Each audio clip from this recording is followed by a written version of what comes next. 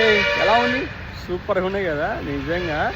ఎంత బాగున్నాయి అంటే అంత బాగున్నాయి. నేను చిత్తూరులో ఒక చోట ఆగింటి కనపడింది అనమాట. ఇక్కడ చూపిస్తాను చూడండి.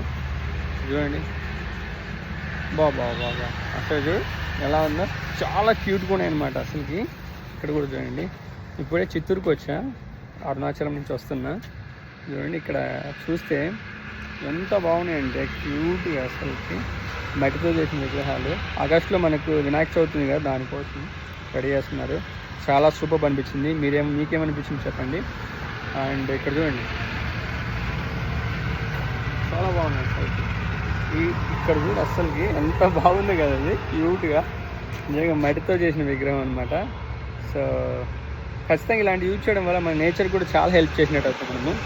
ఇంకా ఇక్కడ కూడా పెద్దగా ఉన్నాయి కదా, పెద్దగా ఉన్నాయి ఇక్కడ చూడండి. చూడండి ఎంత పెద్దగా ఉంది కదా. సో ఖచ్చితంగా ఇలాంటి మనం కూడా ఎంకరేజ్ చేయాలని